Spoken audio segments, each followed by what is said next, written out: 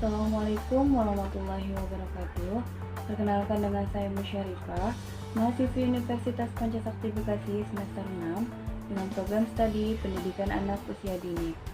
Dalam video kali ini, saya akan memaparkan tentang model-model penelitian tindakan kelas dengan mata kuliah Penelitian Tindakan Kelas dengan dosen pengampu Pak Chandra Afriansyah, SPDI MPD.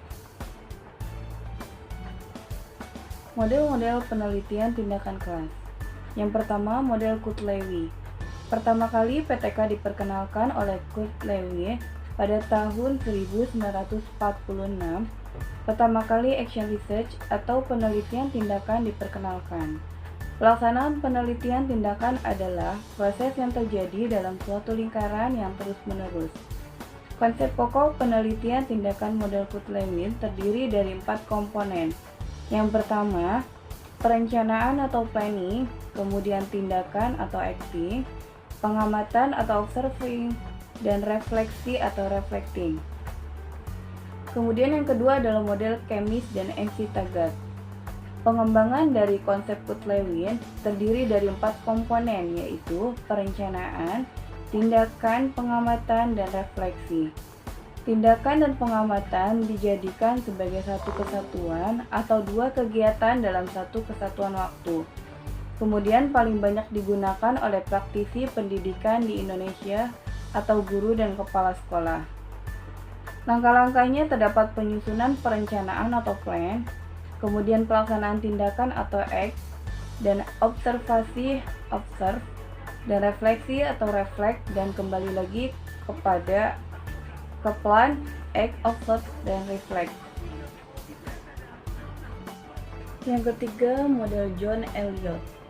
Pada desain PTK John Elliott, tampak bahwa di dalam satu tindakan atau acting terdiri dari beberapa step atau langkah tindakan, yaitu langkah tindakan 1, tindakan 2, dan tindakan 3.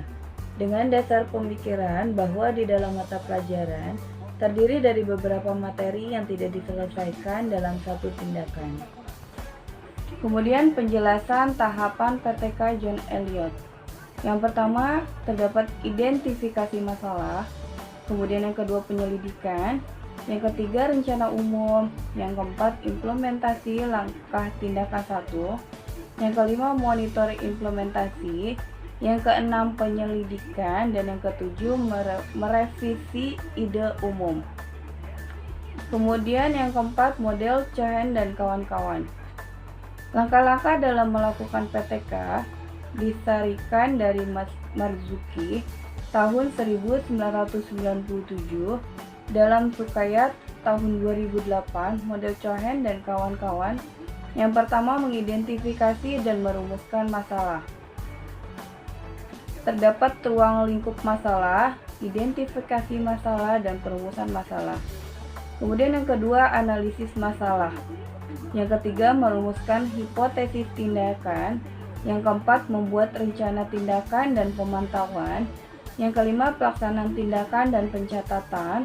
Kemudian yang keenam, mengolah dan menafsirkan data. Dan yang ketujuh, pelaporan hasil.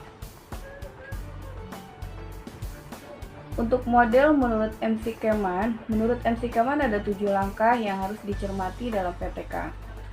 Yang pertama adalah analisis situasi, kemudian yang kedua perumusan dan klarifikasi permasalahan, yang ketiga terdapat hipotesis tindakan, yang keempat perencanaan tindakan, yang kelima penerapan tindakan dengan memonitorinya, yang keenam evaluasi hasil tindakan, dan yang ketujuh refleksi dan pengambilan keputusan untuk pengembangan selanjutnya.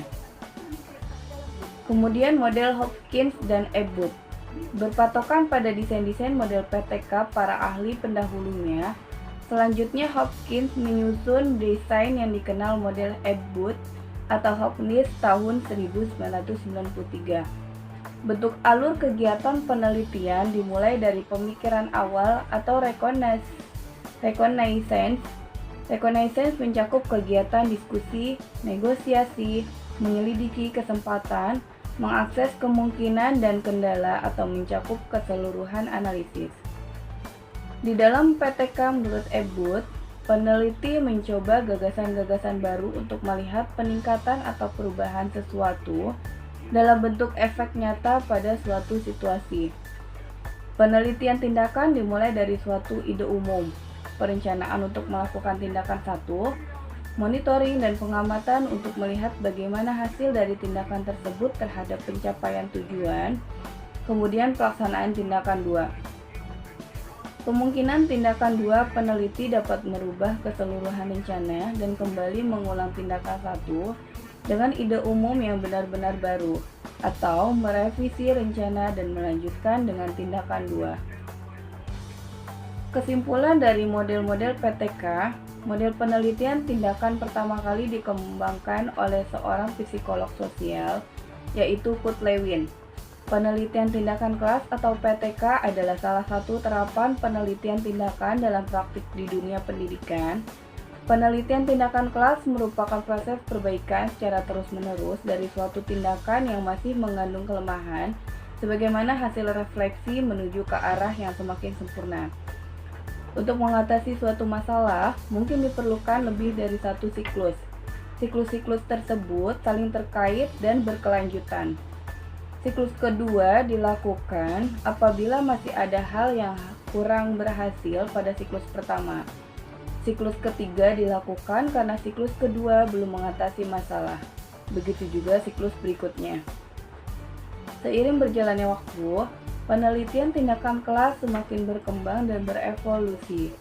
Ada beberapa model PTK yang dapat diterapkan, di antaranya model PTK Stephen Chemnitz dan Robin MC Taggart, yang merupakan model PTK yang paling banyak digunakan oleh praktisi pendidikan di Indonesia, terutama oleh guru dan kepala sekolah.